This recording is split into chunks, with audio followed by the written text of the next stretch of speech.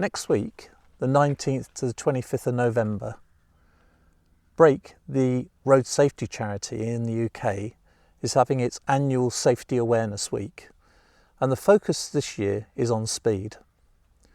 Now, in the UK, we've heard the term speed kills because it was a government byline for quite a long time. And it's great for capturing the sort of essence of the message. But actually it's far too simplistic. We need to look at all of the details behind speed and how it contributes to accidents. In addition, we need to look at people's attitude towards speed.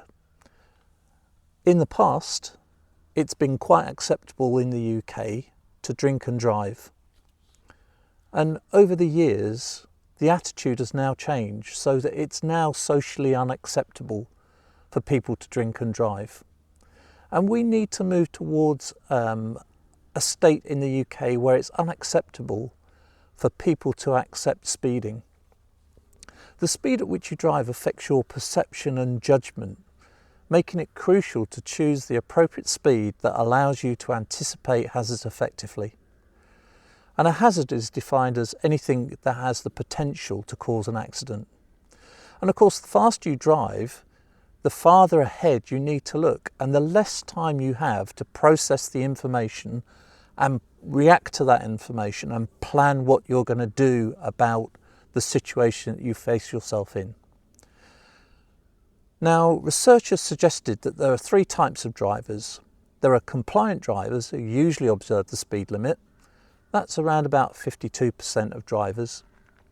There's moderate speeders who occasionally exceed the speed limit, and that's about 33% of drivers. But there are about 14% of drivers who are excessive speeders and who routinely ignore speed limits. However, even the moderate speeders exceed 30 mile per hour limits regularly. And excessive speeders normally ignore the 30 mile an hour speed limit, and often by a wide margin.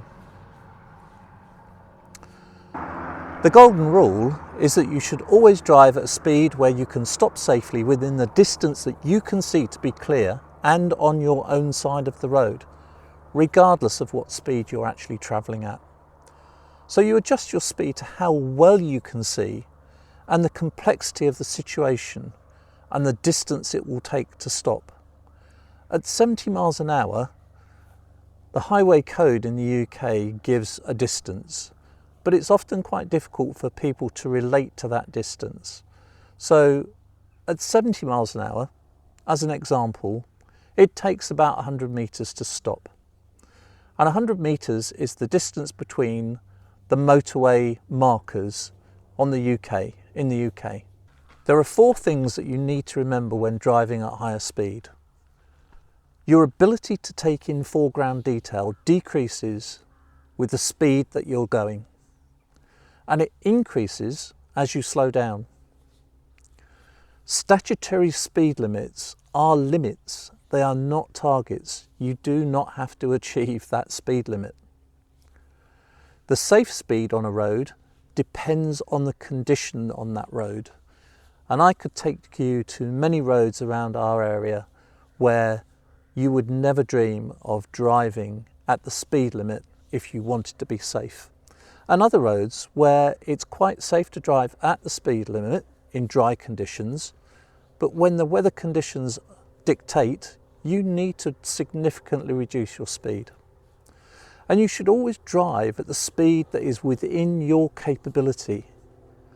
You need to feel comfortable at the speed that you're travelling and be able to deal with the hazards that come.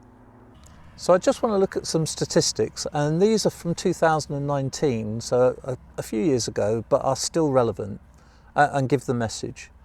215 people were killed in crashes involving someone exceeding the speed limit, and a further 133 people died when someone was travelling too fast for the conditions. Drivers and riders who are travelling at inappropriate speeds are more likely to crash, and their higher speed means that the crash will cause more severe injuries to themselves and or other road users.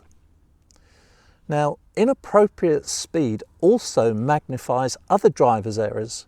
So if you're driving too close, or you're driving when you're tired or distracted, that multiplies the chances of these types of driving habits causing an accident. Higher speeds mean that drivers have less time to identify and to react to what is happening around them, and it takes longer for vehicles to stop. So it removes the driver's safety margin and turns near misses into crashes. It also might be a surprising fact that around 2/3 of crashes in which people are killed or injured occur on roads with a speed limit of 30 miles an hour or less. At 30 miles an hour, vehicles are travelling at 44 feet, or about 3 car lengths each second. One blink and the driver may fail to see the early warning brake lights. A short glance away and the movement of a child behind a parked car will be missed. Even in good conditions, the difference in stopping distance between 30 miles an hour and 35 miles an hour is an extra 21 feet or 6.4 metres, which is more than 2 car lengths. If average speeds were reduced by 1 mile an hour, the accident rate would fall by approximately 5%. Now, one of the main factors in speeding is your perception of speed. And perception of speed can depend on several factors.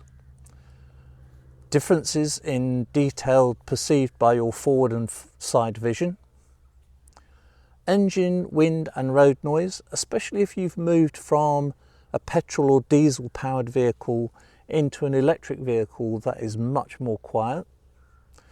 If you are driving on a road where the evenness of the ride is better, that can alter your perception. Your perception of a normal speed can affect your driving, and also the road width and whether it's enclosed or open. Another factor is how high off the ground you are. So if you have gone to a vehicle that is higher off the ground, your perception of speed can change again. One of the other main factors that you may be able to relate to is when you come off a motorway or other fast roads onto a 30 or 40 mile an hour speed limited road. When you're going at 30 or 40, having just left a speed limit of 70 miles an hour, your progress can seem incredibly slow.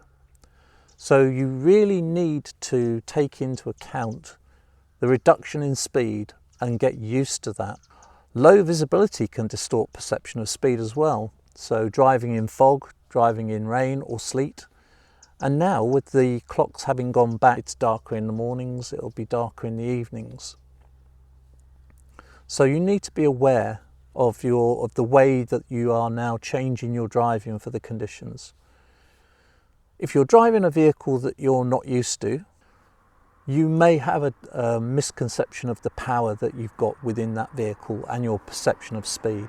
So in conclusion, I just want to have a look at the types of speed-related crashes. So most collisions involve loss of control of the vehicle, usually on a bend, and other reasons are generally a contributing factor. So other vehicles travelling around the bend, following other vehicles too closely, or not taking account of the road conditions at the time.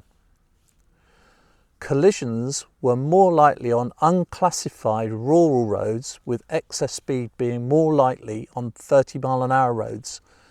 Now, the main group where we see accidents are male drivers under 30 years old, especially those under 21 years old, and they're more likely to be involved in speed-related collisions. Car drivers and motorcyclists are actually more likely to be involved in speed-related collisions than drivers of other vehicles such as HGVs and buses.